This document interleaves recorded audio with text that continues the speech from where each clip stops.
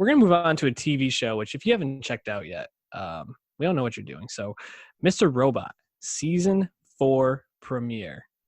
Dave, Elliot's back, man. But the premiere sets the stakes pretty quickly with a high-profile character death right in the opening scene. Yeah, the continuation of the last scene that character was in at the end of season 3, of course, which was way back in December 2017, I believe it was. Was it December? Yeah, it's almost 2 years ago. Did not expect that coming, but once they have it happen, and right before this lead up, obviously we're talking about Angela Moss, Porch Doubleday, gets killed by the Dark Army, and when Price is like, I wish you wouldn't have said that, it takes like another minute and a half for her to get got. And there's it just kind of creates this tension. Like, are they really going to kill Angela right now? And yes, they do. And they haven't shied away from killing characters before, but she would be the most high profile one to date, right? For sure. I think so. Yeah. Reflecting on it, I think her character probably served its purpose narratively. I'm not really sure where we could have continued to take her. Then again, Mr. Robot, it's really tough to predict any of the plot. So I'm sure Sam could have thought of something. But unexpected on my end, that's for sure. Yeah, and I think Angela kind of served as like a beacon of hope, I think, for all the characters, especially her relationship with Elliot. There was like an underlying like romance or affection there between them, but also just this idea that this was a person who Elliot, I think, found some redemption in and some real connection with in this world. And the first season very much about like self-discovery and connection and feeling isolated while also kind of navigating this topsy-turvy hacker world that you're in. But then season 3 really, I think, started to move towards, this is a tragedy. This story is going to be not going to end well for many of the characters. And Angela dying in the opening scene, I think, sets the tone for the season that, while I think there's still going to be a lot of high moments for Elliot throughout the season and Mr. Robot and Darlene, but I think in the end, we know that most of them are probably moving towards not a great ending.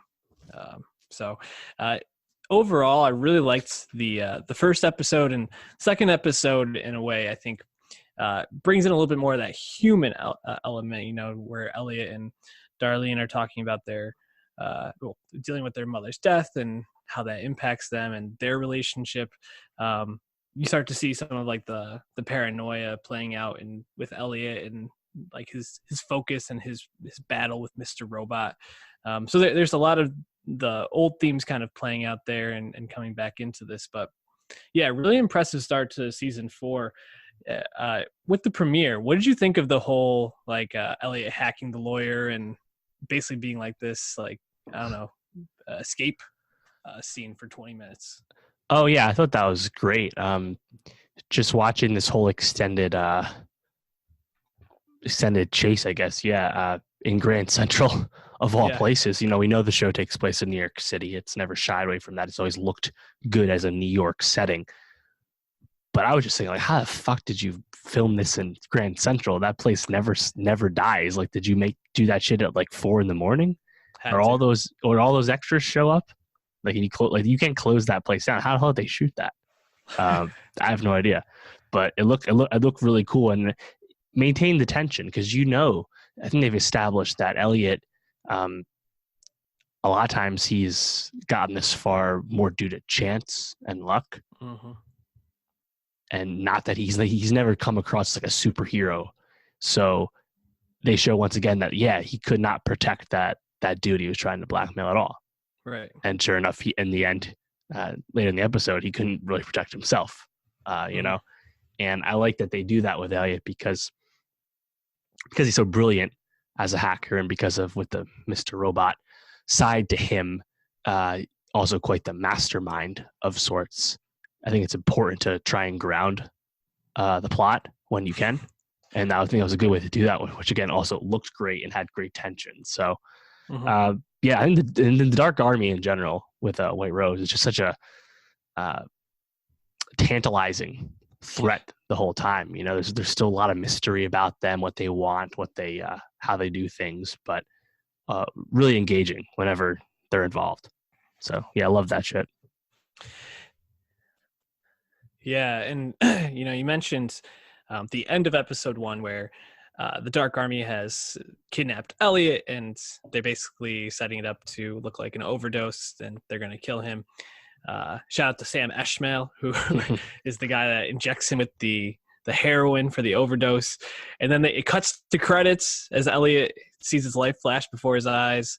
And then the credits end pretty quickly. And what was it, Price or was it Esmail that gave him the Narcan spray?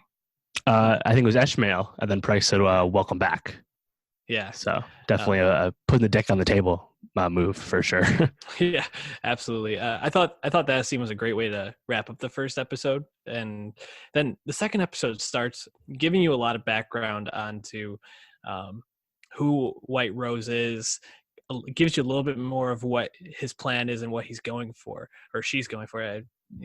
The pronouns change depending on the identity White Rose is taking on at that time, but really interesting. I thought the montage was done really great, and more than anything, I think what we've appreciated about this show is not only is it a really intriguing plot, but it's shot beautifully. Esmail uses such unique camera framing and angles and lighting. It's just a pleasure to look at, and he does those montages so well. Like, there's the one where I forgot where they're talking about like cheaters or something like that in society, and they're like cutting through all the people, and like I think they like showed Tom Brady at one point or something like that in there, and like that was from like a past season, but they just do a really good job of incorporating like recent events with like all these other pieces to it, and really creates a world. And Esmail's he's a master, man. So I'm here for season 4. Any predictions or anything you're looking forward to? Oh, I have no way of predicting anything. It's really hard to say, but Mr. Robot season 1 widely celebrated. Rami Malek revelation. That was back in 2015, right? And then season 2, a bit in the weeds and indulgent and lost a lot of people. And then it felt like season 3, which me and you loved and talked plenty about how much we did. The fanfare did not catch back up. So I'm really hoping that with Rami Malek's profile risen, and even Sam's, I guess, as well, following up Homecoming and all that.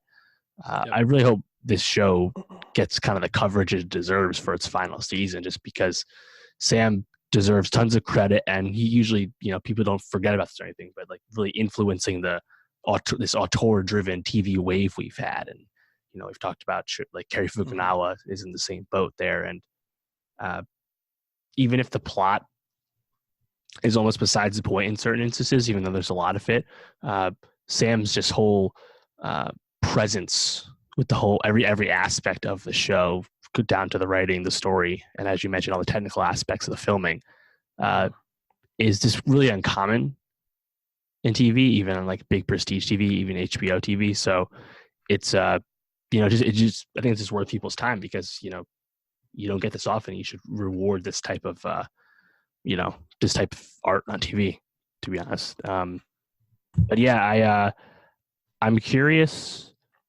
I'm curious to see where the politics go, because this is probably one of the more political dramas we have on TV. Like, Sam has never shied away from his personal politics, but the show takes place in 2015, I believe. Yep. Like, it is explicitly dated. Yeah, explicitly dated in the past, but it's in like Trump's America, alternate take, obviously, and has not been afraid about commenting on things. Like Righteous Gemstones, for example, has taken a little bit of heat for not actually going after contemporary evangelicals, right?